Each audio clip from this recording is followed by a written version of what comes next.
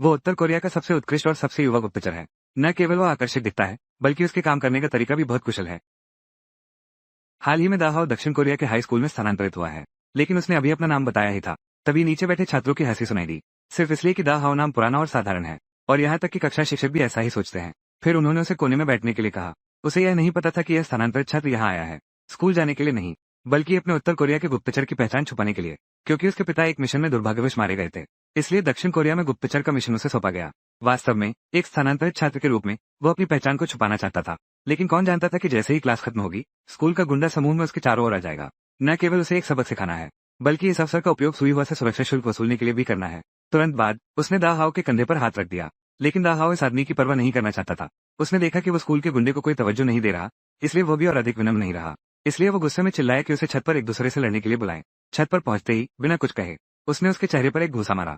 दाहाओ के मुंह के कोने से खून बह रहा था, लेकिन अपनी क्षमताओं को छुपाने के लिए उसने सहन करने का निर्णय लिया। हालांकि स्कूल का गुंडा लगातार उसे विभिन्न अपशब्द कहता रहा, फिर भी दाहाओ ने शांत रहने की पूरी कोशिश की। इस समय उसके पास का एक छोटा साथी उसकी पूरी जेबें खंगालने लगा, और जो भी पैसे मिले वो स्कूल के गुंडे को दे दिए। जब स्कूल का गुंडा बटुआ खोला तो देखा कि यह गांव का लड़का कितना अमीर है, जिससे कुछ लोग बहुत उत्साहित हो गए। फिर स्कूल का गुंडा दाहाओ की एक तस्वीर निकालता है।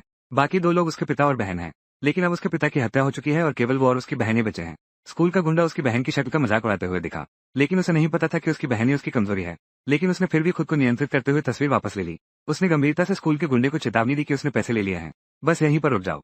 उसे देखकर कि वो अभी भी जवाब दे रहा है, स्कूल का गुंडा फिर से गुस्से में आ गया। लेकिन इस समय कक्षा शिक्षक आ गए। इसने कुछ लोगों को आगे बढ़ने से रोका। झगड़ा नहीं करना चाहने वाले दाहाओ ने तस्वीर को अपनी जेब में रख लिया, लेकिन इससे स्कूल के गुंडे ने उसे पूरी तरह से नफरत कर लिया। अगले दिन कक्षा में पहुंचने पर दिखावटी कक्षा शिक्षक उन्होंने छात्रों से मोबाइल फोन जमा करने के लिए कहा। अगर कोई चोरी करता है तो उसे वो पीट देगा। जब उन्होंने देखा कि कुछ लोग नहीं सुन रहे हैं, तो कक्षा शिक्षक ने सीधे बात की। सभी को स्कूल के बाद खिड़कियां साफ करने की सजा दी। लेकिन जैसे ही छुट्टी का समय आया, स्कूल के गुंडे उन्होंने सबको घर जाने के लिए कह दिया। केवल दाहाओ और सुई हुआ को ही रोक लिया। हालांकि अन्याय सहने के बावजूद दाहाओ चुपचाप सहन करता है। कांच साफ करते समय सुई हुआ चुपके से इसे देख रही है। नया स्थानांतरित छात्र, उसके दिल में एक गर्माहट सी महसूस होती है। और दाहाओ के लिए संगठन के मिशन को पूरा करना सबसे महत्वपूर्ण है। जैसा कि अपेक्षित था, रात में जब वो घर पहुंचा तो उसे संगठन द्वारा भेजा गया पैकेज मिला। इस बार के मिशन में उत्तर कोरिया के गद्दार गुप्तचर को खत्म करने की मांग की गई है। उनमें से एक गद्दार गुप्तचर है जिसका नाम उत्तर पूर्वी बाग है। उसने कई कियाफो कर रहे अपने देशवासियों की हत्या की है। यह व्यक्ति कुशल है और उसे अत्यंत निर्दयी कहा जा सकता है। प्राथमिकता यह है कि इस व्यक्ति को जल्द से जल्द खत्म किया जाए। मिशन प्राप्त करने के बाद दाहाओ इसलिए उसने उसी रात कार्रवाई शुरू कर दी। संगठन के निर्देशों के अनुसार वो पहले एक देशवासी की लॉटरी दुकान पर गया। दरवाजे में प्रवेश करते ही उसने कहा, तियानवांग गई हो। मालिक तुरंत समझ गया। उसने कुशलता से एक लॉटरी टिकट निकाली और उसे एक मोबाइल फोन दिया। दाहाओ ने एक एक करके संकेतों के अनुसार किया। फिर वो केक की दुकान पर गया, बहाने से केक खरीदने के लिए। तियानवांग गई हो कहते ही केक की दुकान का मालिक सुनते ही तुरंत समझ गया। थोड़ी देर में उसने तैयार किया हुआ केक उसे दे दिया। उसने बिना किसी औजार के अंदर से पिस्तौल निकाल ली। 30 गोलियां निकालकर सभी को भर दिया। अगले दिन स्कूल की दोपहर की छुट्टी के दौरान वो मुखबिर के ठिकाने पर आया। दरवाजा खुलने के क्षण में दाहाओ ने बिना कुछ कहे तुरंत कार्रवाई की। एक चिकनी श्रृंखला के साथ आसानी से उसने मुक्केबाजी के हाल के मालिक को बुरी तरह से पीट दिया। असहमत मालिक ने उसे पकड़कर पलटवार करने की कोशिश की, लेकिन अगले ही सेकंड दाहाओ ने एक श्रृंखला की विंग चुनकियों को आसानी से निपटा दिया। एक बार की पिटाई के बाद उसने एक हाथ से उसके बाल पकड़ लिए, पलटकर एक झटका देकर उसे जमीन पर गिरा दिया। लेकिन दाहाओ ने उसे खत्म करने में जल्दी नहीं की, बल्कि उसने उससे उत्तर पूर्वी बाग के ठिकाने के बारे में पूछताछ की। मालिक एक पल के लिए और बहस करना चाहता था। दाहाओ ने बिना कोई बात किए एक गोली चलाई, जो उसकी जान पर लगी। यही है जिद्दी लोगों का अंत। फिर उसने उसे डांग बेईहू के ठिकाने के बारे में फिर से पूछताछ की। ये दाहाओ द्वारा उसे दिया गया अंतिम मौका था। सत्य के दबाव में मालिक को अंततः डांग बेईहू के बारे में जानकारी देनी पड़ी। उसने कहा कि एक सुअर की दुकान का कसाई उसे देख चुका है। फिर वो बोलते बोलते एक तरफ बढ़ गया। बेशक मालिक ऐसा करके वास्तव में एक मौका तलाश रहा था। गिरने के बाद उसने तुरंत एक कुर्सी उठाई और दाहाओ पर फेंकी। तुरंत उसने एक फल काटने वाला चाकू उठाया। दाहाओ को पूरी तरह से खत्म करने का इरादा था, और दाहाओ को जो जानकारी चाहिए थी वो मिलने के बाद उसने भी कोई बात नहीं की। एक और फ्लाई किक के साथ उसने अपने विरोधी को पूरी तरह से खत्म कर दिया। ये दाहाओ का पहला हत्या भी था। गहरी अपराध बोध।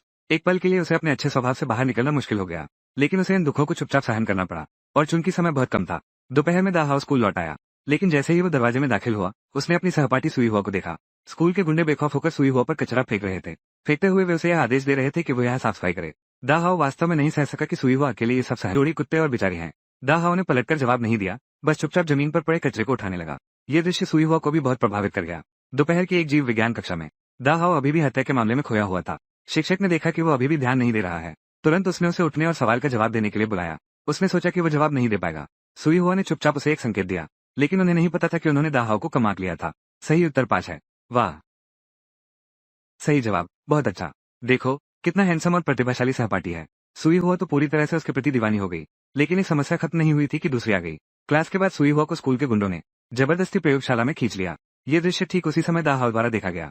इस समय स्कूल के गुंडे उससे सुरक्षा शुल्क मांग रहे थे, यहाँ तक कि एक ने उसे छीन लिया। सुई हुआ द्वारा मेहनत से कमाई गई ट्यूशन फीस उन्हें 3 मुक्के और 2 लातों से पूरी तरह से निपटा दिया गया।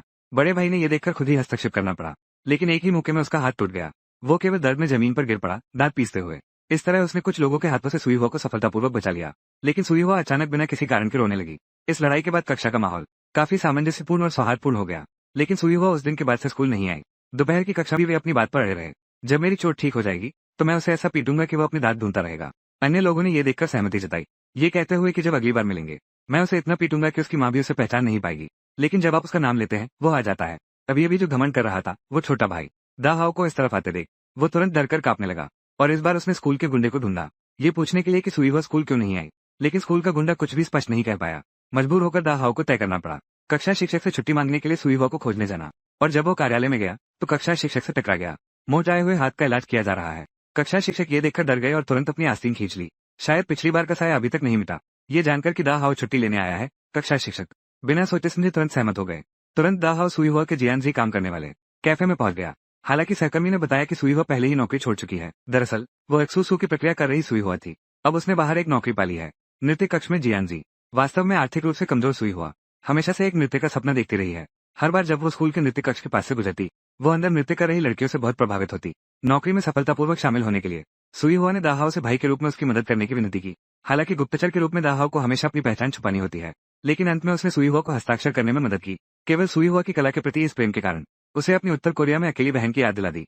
बहन भी कला के प्रति अत्यधिक समर्पित है, लेकिन इस समय वो उत्तर कोरिया द्वारा 24 घंटे निगरानी में है। इसी से दाहाव को दक्षिण कोरिया में गुप्तचर बनने के लिए मजबूर किया गया। दाहाव अपनी बहन के साथ फिर से मिलना चाहता है, इसलिए उसे संगठन द्वारा भेजे गए मिशन को पूरा करना होगा। यहाँ तक कि यहाँ के माता पिता वे भी उत्तर कोरिया के गुप्तचर के रूप में छिपे हुए संपर्क व्यक्ति हैं। शाम को दाहाव ने छाता खोला और सुई हुआ के साथ शॉपिंग की। ये देखकर कि उसके पास ऐसा एक गर्मजोशी से भरा लड़का है, इससे सुई हुआ को अंदर ही अंदर खुशी हुई।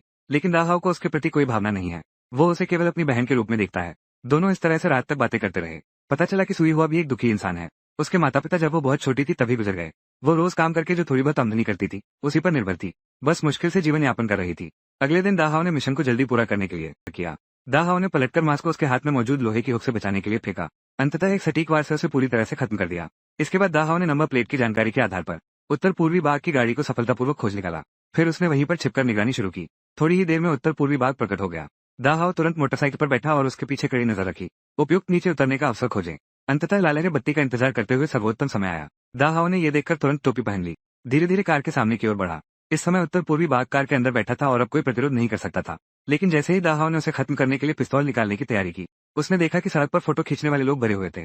पहचान उजागर न करने के लिए दाहाव को पीछे हटना पड़ा, लेकिन उत्तर पूर्वी बाग ने दाहाव को अच्छी तरह से याद कर लिया, इसलिए उस रात उसने सीधे लोगों को ले लिया। दाहाव के ठिकाने पर पहुंचे। यहाँ उसके द्वारा छिपाए गए यांग फोमो को पाया। उसके अधीनस्थ बिना कुछ कहे पर्दे खींचने लगे। उत्तर कोरियाई गुप्तचर ने यांग मो से सामान के बारे में पूछताछ की। कमरे में, अलमारी में। क्या मुझे एक मौका मिल सकता है? असल में दोनों पक्ष एक हीरे के समूह के लिए लड़ रहे थे। ये हीरो का समूह बहुत मूल्यवान है। ये किसी भी राजनीतिक शक्ति की महत्वाकांक्षा का समर्थन करने के लिए पर्याप्त है। हीरो को छिपाने वाले तिजोरी का पासवर्ड मिलने के बाद निर्दयी उत्तर कोरियाई गुप्तचर सीधे एक गोली से यांग मो को खत्म कर दिया। इस समय ऊपर का यांग फो हेडफोन पहनकर संगीत का आनंद ले रहा था। उसे संकट के आने का जरा भी एहसास नहीं हुआ। जब उसने देखा कि आने वाला उत्तर कोरियाई गुप्तचर है तो उसे एक गोली से खत्म कर दिया गया। उसके अधीनस्थ हीरे लेकर तुरंत चले गए। उत्तर कोरियाई गुप्तचर खुद सोफे पर बैठकर इंतजार कर रहा था। दाहाव की वापसी का इंतजार कर रहा था। जैसा कि उम्मीद थी, थोड़ी देर में दाहाव घर वापस आ गया। जमीन पर पड़े शव को देखकर उसने तुरंत सब कुछ समझ लिया। लगता है इस बार उसे उत्तर कोरियाई गुप्तचर के साथ निपटना होगा। फिर उसने धीरे धीरे बटन खोलकर सामने की ओर बढ़ा। उत्तर कोरियाई गुप्तचर बिना कुछ कहे मेज को उलट दिया और उसके ऊपर लात घुसे बरसाने लगा। लेकिन 3 सेकंड से ज्यादा नहीं चला और दाहाव ने आसानी से उसे रोक दिया। गुस्से में भरे उत्तर कोरियाई गुप्तचर ने एक जोरदार पंच मारा, लेकिन वो सिर्फ कांच पर लगा। सभी हमले दाहाव द्वारा पूरी तरह से नाकाम कर दिए गए। आखिरकार उसकी बहन उत्तर कोरिया में उसकी वापसी का इंतजार कर रही है। कुछ राउंड के बाद चाहे उत्तर कोरियाई गुप्तचर कैसे भी मारे, फिर भी वो कमजोर ही रहा। नजदीकी लड़ाई में वो युवा के मुकाबले नहीं टिक सका, इसलिए उसने सीधे बंदूक निकालकर गोली चलाने की तैयारी की। लेकिन दाहाव ने तेजी से उसकी कलाई पकड़ ली। हालांकि वो बंदूक को फेंकने में सफल रहा, लेकिन इसी कारण उसे उत्तर कोरिया के गुप्तचर द्वारा दीवार के पास पीटा गया। संकट में दाहाव ने पास की रस्सी खींची। एक उल्टी करके उसने उत्तर कोरिया के गुप्तचर की गर्दन को मजबूती से पकड़ लिया। घुटन का एहसास तुरंत लहर की तरह आ गया। इस समय उत्तर कोरिया के गुप्तचर ने एक चाकू निकाला और हमला किया। तभी स्थिति पलट गई। मजबूर दाहाव केवल बचने की कोशिश करता रहा। संकट में उसने एक बियर कैन उठाया, जिसने चाकू को रोका। कुछ समय तक टकराव के बाद दाहाव फिर उसने पहले हमला करके चाकू छीन लिया। तुरंत बाद उसने तेजी से 2 वार करके उत्तर कोरिया के गुप्तचर को मार डाला। हालांकि उसने बिना किसी खतरे की जीत हासिल की, लेकिन इसी कारण वो गंभीर रूप से घायल हो गया। अपने नाम के माता पिता को अपनी वजह से मारे जाते हुए देखकर दा हाओ एक समय में अत्यधिक आत्मग्लानि महसूस करता है और समझता है कि उसकी पहचान और ठिकाना अब उजागर हो गए हैं। निशान न छोड़ने और सबूत नष्ट करने के लिए इसलिए जाने से पहले उसने गैस पाइपलाइन काट दी और खून से सने हथियार को माइक्रोवेव में रख दिया। मोटरसाइकिल पर सवार होकर इस विवादास्पद जगह से चला गया और थोड़ी ही देर में पूरी विला एक शो में आग के समुद्र में बदल गई। इतनी बड़ी आग ने जल्दी ही पुलिस का ध्यान आकर्षित किया, इसलिए तुरंत घटनास्थल को सील कर दिया गया। हालांकि पुलिस ने फिर भी उसमें से कुछ सुराग पाए। उन्होंने सियाह चंग के निशानों में दा हाओ की यूनिफॉर्म पर नाम पाया। पुलिस ने इस सुराग के आधार पर जल्द ही दा हाओ के बारे में जानकारी हासिल की। इस प्रकार उत्तर कोरिया के गुप्तचर की पहचान पूरी तरह से उजागर हो गई। दा हाओ को अच्छी तरह पता था कि उसे यहाँ ज्यादा देर नहीं रुकना चाहिए, इसलिए वो अपने देश लौटने के संपर्क कार्यालय आया। वहां छिपी हुई दादी को पाया, लेकिन थोड़ी ही देर में गंभीर चोटों के कारण बेहोश हो गया। अच्छी बात यह है कि दादी की देखभाल के कारण दा हाओ तेजी से ठीक हो गया। उसने सोचा कि सब कुछ खत्म हो गया है और वो अपने देश लौट सकेगा, लेकिन उसी रात उसे फिर से मिला एक रहस्यमय पैकेट। यह उस संगठन द्वारा उसे सौंपा गया अंतिम मिशन है और वो है उत्तर पूर्वी बाग के साथियों द्वारा चुराए गए हीरे को वापस लाना। नेता ने कहा कि यदि वो इस मिशन को पूरा कर ले तो वो अपनी बहन से मिल सकेगा। ये सुनकर दा हाओ ने बिना सोचे समझे खुशी खुशी सहमति दे दी। उसे यह नहीं पता था कि इस मिशन में उसकी जान भी जा सकती है। इसके बाद दा हाओ ने जानकारी के अनुसार हीरे के व्यापार स्थल पर पहुंचा और उसने साइलेंसर वाली पिस्तौल का उपयोग करके जल्दी ही 2 सुरक्षा गार्डों को निस्तेज कर दिया। दुर्भाग्यवश उसे फिर भी दूसरी पार्टी ने पहचान लिया, इसलिए ये हीरे का व्यापार मजबूरन समाप्त हो गया। जब उनमें से एक बाहर जाकर जांच करने गया, दा हाओ पहले ही गायब हो चुका था। जब सभी लोग असमंजस में थे, तभी एक ग्रेनेड अचानक अंदर फेंका गया। एक जोरदार धमाके के साथ दूसरी पार्टी के 2 नेता मौके पर ही मारे गए। एक छोटे भाई ने यह देखकर एक बॉक्स उठाया और बाहर भाग गया। उसे अच्छी तरह पता था कि दा हाओ आसपास ही है, इसलिए उसने फैक्ट्री के अंदर एक पाइप में छिपने का फैसला किया। लेकिन दा हाओ ने इस छोटी सी चाल को एक ही नजर में पहचान लिया। मिशन पूरा होने और देश लौटने से पहले दा हाओ ने अपनी बहन के लिए उपहार खरीदना नहीं भुलाया। साथ ही उसने दादी के लिए एक स्वेटर भी खरीदा। उनके इतने दिनों की देखभाल के लिए धन्यवाद। दयालु दादी से विदाई लेने के बाद उसके बाद दा हाओ फिर सुई हुआ के पास गया। उसने दोस्त की तरह उससे अंतिम विदाई ली। ये सब करने के बाद दा हाओ निकासी बिंदु पर आया। संपर्क व्यक्ति ने दा हाओ को बताया, अगर सब कुछ ठीक रहा तो कल सुबह तुम प्योंगयांग में नाश्ता कर सकोगे। दा हाओ ने सोचा कि अब वो आखिरकार अपनी बहन से मिल सकेगा। हालांकि वो बहुत जल्दी खुश हो गया। अगले ही पल संपर्क व्यक्ति ने उसे सीधे चाकू मार दिया, लेकिन दा हाओ ने तीव्र दर्द को सहन कर लिया। वो वास्तव में नहीं समझ पाया कि एक भाई के नाते सामने वाला ऐसा क्यों कर रहा है। संपर्क व्यक्ति ने कहा कि वो बहुत नाइव है, कोई भी गुप्तचर जीवित उत्तर कोरिया नहीं लौट सकता। ये बातें सुनकर दा हाओ को आखिरकार समझ में आया। असल में उत्तर कोरिया के गुप्तचर के लिए जब से वो निकला, यह एक त्यागी मोहरे की तरह था। या तो दुश्मन द्वारा मारा जाएगा या फिर अपने ही देश द्वारा छोड़कर हत्या कर दी जाएगी। और उसके पिता की असली मौत का कारण भी मिशन पूरा करके घर लौटते समय था।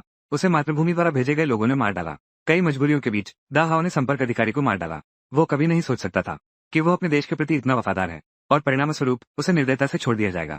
घर नहीं लौट पाने के कारण उसे केवल अपनी चोटों के साथ आगे बढ़ना पड़ा। वो अपनी दादी से स्पष्टता पूछने गया, लेकिन जब वो स्टॉल के सामने पहुंचा तो उसने देखा कि एक समूह पुलिस पहले से ही इस जगह को घेर चुका था। असल में दादी की पहचान भी उजागर हो चुकी थी। जब दा हाओ ने भीड़ को देखा, दादी तुरंत चिल्लाई कि वो जल्दी भाग जाए, और दादी खुद अंततः भाग्य से नहीं बच सकी।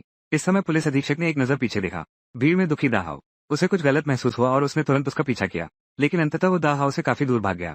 दा हाओ को समझ में आया कि इस समय वो पूरी तरह से फंस चुका है। कहीं जाने के लिए न होने के कारण वो अंततः चोट के साथ सुई हुआ के घर भाग गया। सुई हुआ की समय पर चिकित्सा के बाद दा हाओ तब अस्थायी रूप से खतरे से बाहर आया।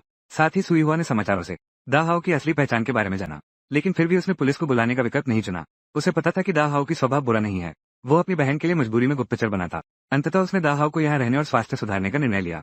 लेकिन अगले दिन सब्जी खरीदने के लिए सुपरमार्केट गई सुई हुआ को अचानक लंबे समय से इंतजार कर रहे पुलिस अधीक्षक से सामना हुआ। पुलिस अधीक्षक इस बार भी उसे खोजने के लिए आया था। उसे पता था कि सुई हुआ को जरूर पता होगा कि दा हाओ कहाँ है, लेकिन अपने दोस्त को बेचना नहीं चाहने वाली सुई हुआ फिर भी उसने टालने की कोशिश की। दूसरी ओर उत्तर कोरिया के संगठन के नेता दा हाओ की बहन को दक्षिण कोरिया में बंधक बना लाया। इस बार वो दा हाओ के हाथ से हीरा वापस लेने के लिए आया है। थोड़ी ही देर में दा हाओ को नेता का फोन आया। नेता ने जैसे ही बात शुरू की, उसने उसे हीरा लेकर आकर बहन का आदान प्रदान करने को कहा, वरना उसकी बहन की जान चली जाएगी। ये सुनकर दा हाओ का दिल तुरंत ठंडा पड़ गया। बहन इस दुनिया में उसकी एकमात्र रिश्तेदार है। चाहे जो हो, उसे अब अपनी बहन की सुरक्षा सुनिश्चित करनी है। इसलिए अगले दिन सुबह जल्दी वो हीरा लेकर निर्धारित स्थान पर मिलने के लिए चला गया। मोटरसाइकिल की गड़गड़ाहट ने सोई हुई सुई हुआ को जगा दिया। एक तीव्र बेचैनी तुरंत उसके मन में उमड़ आई। दा हाओ की सुरक्षा के लिए उसने पुलिस अधीक्षक से मदद मांगी। इस ओर दा हाओ पहले ही मिलने के स्थान पर पहुंच चुका था।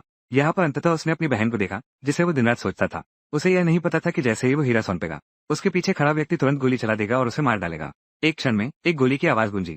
दरअसल शेरिफ के लोग पहले ही आ चुके थे, इसलिए उन्होंने दा हाओ की जान बचाने में सफलता पाई। दोनों पक्षों के बीच गोलीबारी के दौरान दा हाओ ने निसंकोच होकर अपनी बहन को ले जा रही गाड़ी की ओर दौड़ लगाई, लेकिन 2 पैरों से वो कार से कैसे तेज दौड़ सकता था। देखते ही देखते उसकी बहन फिर से उससे दूर जाने वाली थी। सौभाग्य से इस समय बड़ी संख्या में पुलिस आई और गाड़ी को रोक दिया। बहन का अपहरण करने वाली गाड़ी अपनी बहन को सुरक्षित देखकर दा हाओ तभी आराम से चला गया। आखिरकार एक गुप्तचर के रूप में उसने सोचा कि अब यह मामला यहीं समाप्त हो जाएगा, लेकिन पागल संगठन ने फिर से सुई हुआ पर ध्यान केंद्रित कर लिया। रात में दा हाउ को फिर से अपने नेता से धमकी भरा फोन मिला। उसे बताओ कि इस बार उसे हीरा जरूर सौंपना होगा, नहीं तो इस बार नुकसान उठाना पड़ेगा। यही तुम्हारी एकमात्र दोस्त सुई हुआ है। दा हाउ अच्छी तरह जानता था कि यह सब उसकी वजह से है, जिसने सुई हुआ को दुर्भाग्यवश इसमें फंसा दिया। इस बार उसे फिर से जोखिम उठाना होगा ताकि वो पूरी तरह से अपने दुश्मन से निपट सके। इसलिए निकलने से पहले उसने पुलिस अधीक्षक को फोन किया और फोन को दरवाजे पर रख दिया ताकि वो स्थिति का पता लगा सके। फिर उसने निडर होकर अकेले मिलने के स्थान की ओर बढ़ा। दा हाउ ने चारों ओर एक नजर डालना नहीं भूला। सुई हुआ की सुरक्षित स्थिति की पुष्टि करने के बाद उसने उस हीरे के समूह को निकाला। फिर उसने हीरे, लेकिन दुर्भाग्यवश दुश्मन की संख्या अधिक थी। उसके कंधे पर भी एक गोली लगी। मजबूरन उसे सुई हुआ को अगवा करने वाले कमरे में जल्दी से छिपना पड़ा। एक ढाल के रूप में दुश्मन के साथ आपसी गोलीबारी की। हालांकि विरोधियों की संख्या का लाभ वास्तव में बहुत बड़ा था। कुछ राउंड के बाद उसने हार मान ली। वो फिर से सिर बाहर निकालने की हिम्मत नहीं कर सका। इस समय दा हाउ ने दूर एक गैस सिलेंडर की ओर देखा। तुरंत उसने उसे तेजी से फेंक दिया। पहले से तैयार किया गया विस्फोटक। सुई हुआ को कसकर पकड़ने के बाद उसने निर्णायक रूप से बटन दबाकर विस्फोटक को उड़ा दिया। आग की एक लपट आसमान में उठी। विरोधियों के लोग एक एक करके गिर गए। दोनों ने सोचा कि उन्होंने संकट को बिना किसी खतरे के हल कर लिया, लेकिन जब वे जाने लगे दा हाउ को विरोधियों ने पकड़ लिया। हत्यारे ने उसे पूरी ताकत से जमीन पर गिरा दिया। पुलिस की सायरन की आवाज सुनकर सुई हुआ तुरंत आगे बढ़ी। इसी समय उत्तर कोरिया का नेता भी जाग गया। जैसे ही उसने बंदूक तानकर धमकी दी, सौभाग्य से पुलिस प्रमुख भी समय पर पहुंच गए। लेकिन इस समय दा हाउ ने बंदूक का मुंह पुलिस प्रमुख की ओर कर दिया। उसने कहा कि वो अब अपने घर नहीं लौट सकता, इसलिए अब चाहे मरना ही क्यों न पड़े, उसे अपनी बहन की स्वतंत्रता के लिए भी बदलना होगा। तुरंत ही उसने तेजी से मुड़कर नेता पर गोली चलाई। कुछ गोलियों की आवाज के साथ दोनों गिर पड़े। सुई हुआ ने सबसे नापसंद परिणाम का सामना किया। पुलिस अधीक्षक दौड़कर दा हाउ को गले लगा लिया। फिर उसने तेजी से गाड़ी चलाकर उसे अस्पताल ले जाया। रास्ते में दा हाउ ने अपनी आखिरी ताकत लगा दी, अपनी बहन का नाम लेते हुए। यहाँ तक कि मौत के आने पर भी बहन की सुरक्षा सुनिश्चित करनी थी। अंततः उसकी चोटें बहुत गंभीर थी, फिर भी वह इस दुनिया को छोड़कर चला गया। कैमरा धीरे धीरे दूर होते हुए बाहर की दुनिया चलती रही। फिल्म के अंत में दयालु और अच्छे दिल वाली सुई हुआ ने स्वेच्छा से दा हाउ की बहन की देखभाल की जिम्मेदारी ली। इस भाई को खोने वाली लड़की को अपने जीवन में शामिल किया, उसे अपनी असली बहन की तरह सुरक्षा दी। वे भविष्य में साधारण जीवन में एक दूसरे पर निर्भर रहेंगी।